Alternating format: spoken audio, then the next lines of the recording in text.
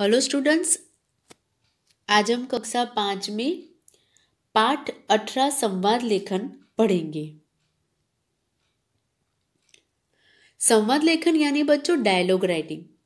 यहाँ पर कुछ उदाहरण दिए गए हैं, उस वाक्य को हम पहले पढ़ते हैं। सुरेश, भैया आप कहाँ जा रहे हैं? मुकेश, मैं क्रिकेट खेलने जा रहा हूँ। सुरेश, भैया आज तो मुझे आपके साथ खेलना था। मुकेश, सुरेश, मैं 12 बजे तक आ जाऊंगा, फिर आकर हम दोनों खेलेंगे। सुरेश कहता है धन्यवाद। अब यहाँ सुरेश और मुकेश आपस में बात कर रहे हैं। यही बात यदि मंच पर प्रस्तुत की जाती या किसी नाटक का हिस्सा होती तो हम इसे संवाद कहते। संवाद लेखन का कार्य हम तब करते हैं जब किसी घटना को हमें नाटक के रूप में परिवर्तित करना हो। संवाद लिखना और उनका प्रयोग करना अत्यधिक महत्वपूर्ण है। बच्चों, यह एक कला है। इसे जितना अधिक प्रभावशाली हम बनाएंगे उतना ही हमें और श्रोताओं को बोलने और सुनने में आनंद आएगा।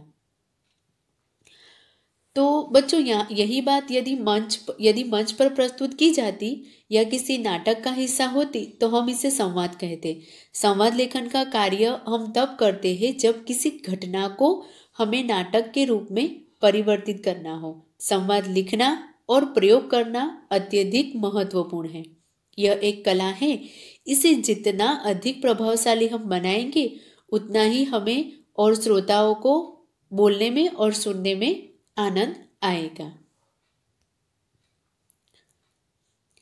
संवाद लिखते हुए कुछ बातों का ध्यान रखना जरूरी है। यानी बच्चों, हम जब संवाद लिखते हैं तो हमें कुछ बातों का ध्यान रखना है। तो आइए देखते हैं वो कौन कौन सी बातें हैं। सबसे पहले जब हम संवाद लिखते हैं तो संवाद छोटे छोटे और मनोरंजक होने चाहिए।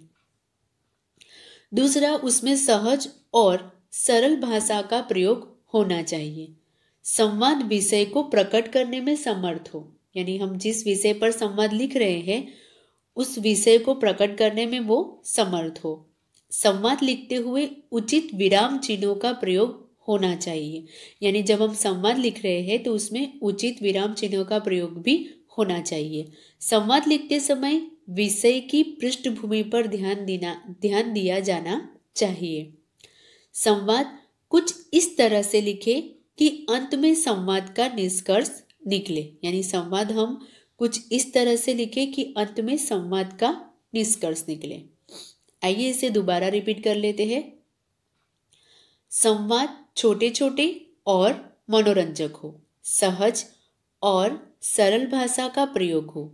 संवाद विषय को प्रकट करने में समर्थ हो। संवाद लिखते हुए उचित विराम चिन्हों का प्रयोग हो। संवाद लिखते समय विषय की पृष्ठभूमि पर ध्यान दिया जाना चाहिए। संवाद कुछ इस तरह से लिखे कि अंत में संवाद का निष्कर्ष निकले।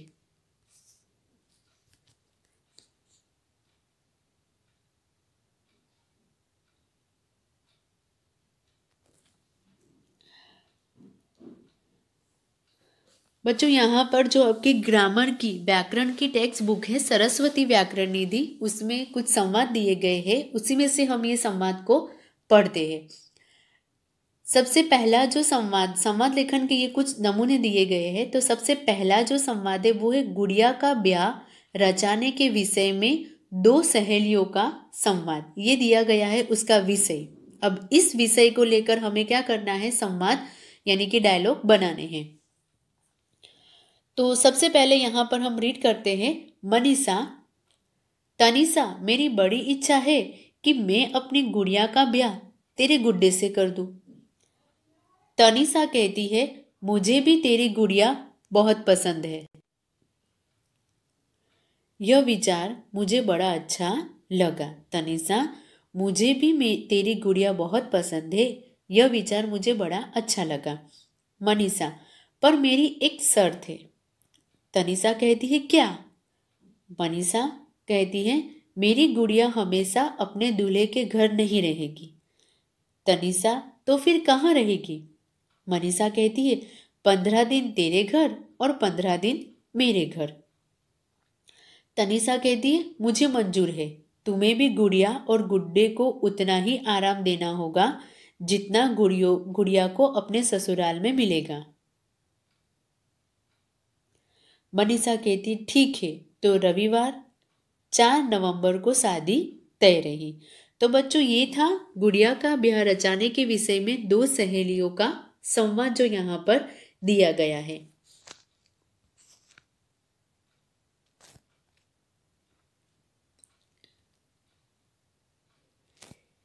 ऐसे ही बच्चों दूसरा संवाद उदाहरण के तौर पर यहाँ पर दिया गया है। तो आइए उसे भी हम रीड करते हैं कि कौन से विषय पर वो संवाद दिया गया है और हम उस विषय पर कैसे संवाद लिख सकते हैं।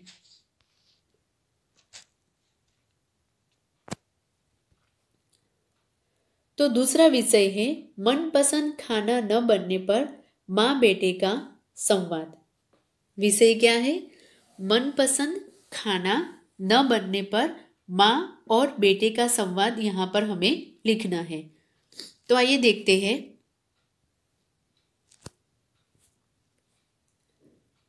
मनीष, माँ आज खाने में आपने फिर से लौकी बना दी। माँ कहती है बेटा पूरे 1 हफ्ते बाद लौकी की सब्जी बनी है। मनीष कहता है इसका मतलब महीने में 4 बार यह सब्जी खानी होगी। यानी मनपसंद खाना न बनने पर माँ और बेटे का संवाद यहाँ पर दिया गया है। तो संवाद की शुरुआत मनीष करता है, यानी कि उसका बेटा, कि माँ आज खाने में आपने फिर से लौकी बना दी। तो माँ कहती कि बेटा पूरे 1 हफ्ते के बाद लौकी की सब्जी बनी है। तो मनीष कहता है इसका मतलब महीने में 4 बार यह सब्जी खानी होगी। यानी वो बोलता है इसका मतलब महीने में 4 बार यह सब्जी खानी होगी।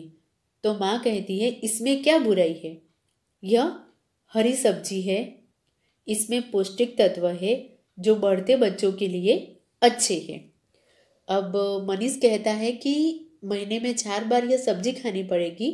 तो माँ कहती है इसमें क्या बुराई है, यह हरी सब्जी है, इसमें पौष्टिक तत्व है जो बढ़ते बच्चों के लिए अच्छे हैं।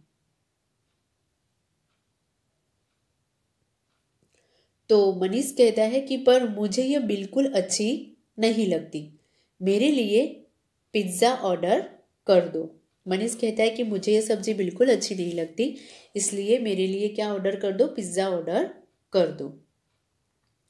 तो बच्चों ये था मनपसंद खाना न बनने पर माँ और बेटे का संवाद। एक बार हम वापस से इसको रीड कर लेते हैं। मनीष, माँ आज खाने में आपने फिर से लौकी बना दी। तो माँ कहती है बेटा पूरे 1 हफ्ते के बाद लौकी की सब्जी बनी है। मनीष, इसका मतलब महीने में 4 बार यह सब्जी खानी होगी। माँ कहती है इसमें क्या बुराई है, यह हरी सब्जी है, इसमें पौष्टिक तत्व है जो बढ़ते बच्चों के लिए अच्छे हैं।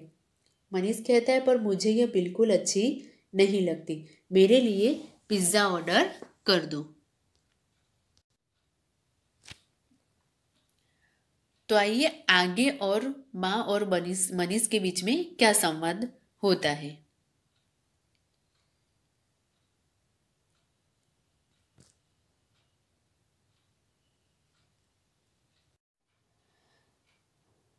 माँ, बेटा ठीक है, अभी तुम मेरी मनपसंद सब्जी खा लो, शाम को मैं तुम्हारी पसंद का पिज्ज़ा खाऊंगी।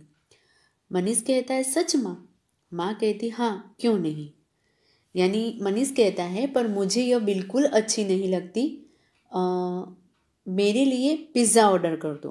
तो माँ कहती है बेटा ठीक है, अभी तुम मेरी मनपसंद सब्जी खा लो, शाम को मैं तुम्हारी पसंद का पिज़्ज़ा खाऊंगी। तो मनीष कहता है सच माँ? तो माँ कहती हाँ, क्यों नहीं।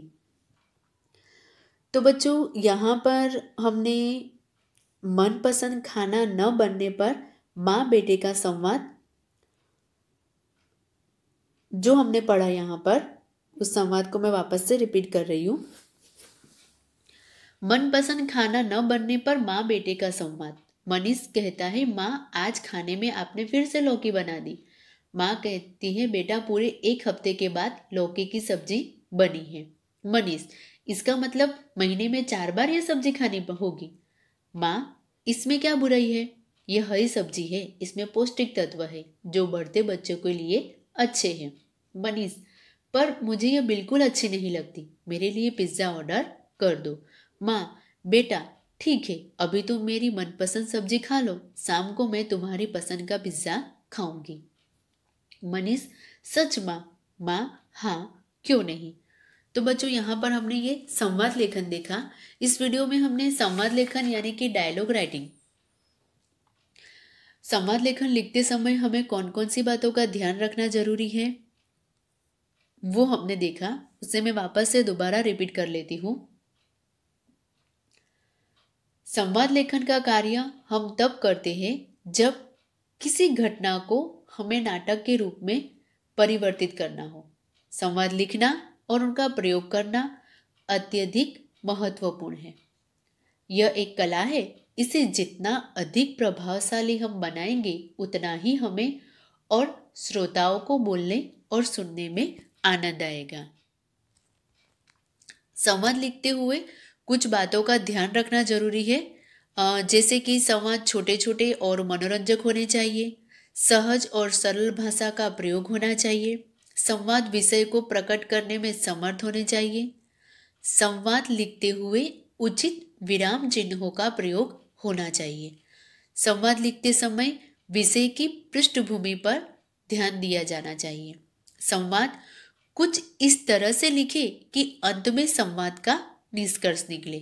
तो बच्चों यहाँ पर हमने संवाद लेखन के उदाहरण देखे, उसमें से हमने 2 विषय पर संवाद देखे। सबसे पहला जो विषय था हमारा वो था गुड़िया का ब्याह रचाने के विषय में 2 सहेलियों का संवाद। दूसरा हमारा विषय था मनपसंद खाना न बनने पर माँ बेटे का संवाद। तो बच्चों यहाँ पर हमें 2 विषय दिए गए हैं, जिसके उदाहरण के तौर पर हमने यहाँ पर देखा कि इस विषय पर हम कैसे संवाद बना सकते हैं। ऐसे ही आपको कुछ और विषय दिया जाए तो इस आधार पर इस तरीके से आप उसका भी संवाद लिख सकते हो। जैसे कि गृह कार्य पूरा न करने पर अध्यापक और छात्र के बीच संवाद, इस तरीके से और कोई भी विषय आपको दिया जाए उस पे से आप ऐसे ही संवाद आपको लिखना है। तो बच्चों यहाँ पर जो संवाद लेखन हमें कैसे लिखना है वो हमारा यहाँ पर ख़त्म होता है। तो बच्चों आज के लिए इतना ही। Thank you.